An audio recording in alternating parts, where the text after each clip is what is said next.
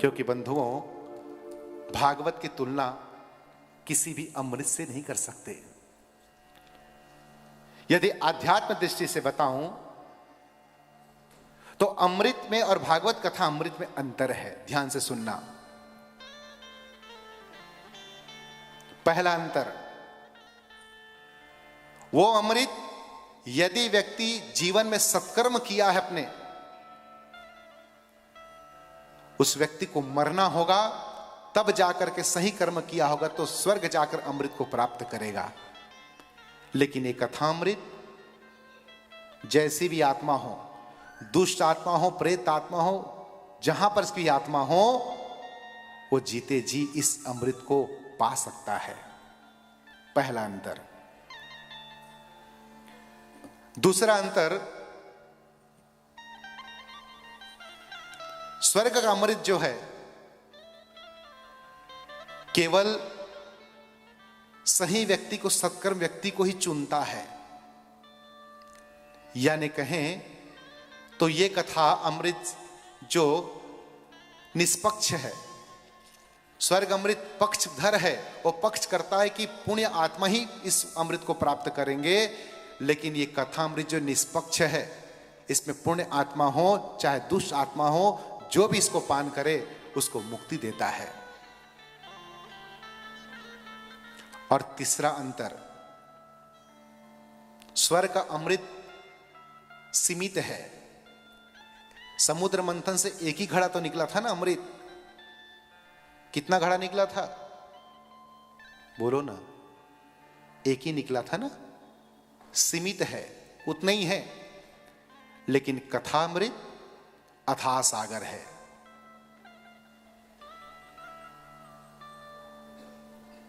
तो देवता जो है ना, उस अमृत को पान नहीं करते। उनको डर है कि अमृत कभी खत्म ना हो जाए, क्योंकि उनके लिए भी नियम है, जब तक देवताओं का पुण्य है, उनके गले में एक माला पहना दी जाती है, और जैसी जैसी माला सूखते हैं उनका चेहरा सूखते जाता है। क्योंकि जब तक पुण्य है माला हरा रहता है, सूखने पर देवताओं का पुण्य खत्म और धक्का मार करके पृथ्वी पे भेज दिया जाता है। तो देवता उसको पीते नहीं है, केवल सूंघते हैं। प्रेम से कहो श्री राधे। कंजूसों की तरह कहीं खत्म ना हो जाए। जैसे कंजूस होते हैं ना, वो मैं कभी कभी कथा में सुनाता हूं। 3 कंजूस थे, एक से बढ़कर एक भयंकर, जिसने अपने जीवन में कभी फूटी कौड़ी खर्च नहीं किया। संसार में बड़ी लोक अपवाद होती थी, हंसी उड़ाते थे कंजूस कह के। एक दिन तीनों कंजूस एक जगह मिले। अब बड़ी हिम्मत करके उन्होंने निर्णय लिया कि आज कुछ खर्चा करके दिखाते हैं इस संसार वालों को। और उन्होंने विचार किया क्यों ना घी ले लें, खर्चा भी हो जाएगा, खाने से शरीर भी बन जाएगा, पुष्ट हो जाएंगे। ध्यान से सुनना। और तीनों कंजूस बड़ी हिम्मत करके घी लिए। कितना लिए? 250-250 ग्राम। प्रेम से कहो श्री राधे। कंजूस है, कहां जाए। और अपने अपने घर चले गए। 1 महीने बाद तीनों कंजूस मिले।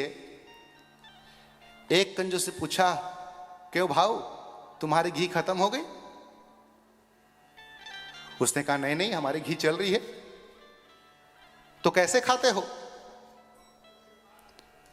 उसने कहा, भाई हमारे घर में जब पूरी रोटी बन जाती है ना, तो ऊपर की रोटी में चुपड़ देते हैं और नीचे की रोटी में चुपड़ देते हैं, समझते पूरी रोटी में घी लग गए, प्रेम से पाते हैं। दूसरा बोला, राम राम, इतना घी खर्चा करता है? तो भैया तू कैसे घी खाता है? उसने कहा, भैया जब हमारे घर की सारी रोटी बन जाती है ना, तो हम एक सुई रखे हैं, उसको घी में डुबोते हैं और ऊपर से चुभा देते हैं, समझते ऊपर से नीचे तक पूरी घी लग गई। अब बड़े प्रेम से पाते हैं। तीसरा बोला, राम राम, इतना घी खाते हो तुम लोग? तो तीसरे व्यक्ति से पूछा, भैया तुम कैसे घी खाते हो? उसने कहा, भैया हमने तो अपनी घी को एक शीशी में रख ली है, जब रोटी बन जाता है तो सीसी को घुमा देते हैं, और जब रोटी खाने बैठते हैं ढक्कन को खोल लेते हैं, बड़े प्रेम से खुशबू आती रोटी खाते हैं। बोले से वृंदावन बिहारी लाल की। तो कंजूसों की पद्धति जाए तो जाए कहां। तो देवता केवल सूंघते हैं उसे।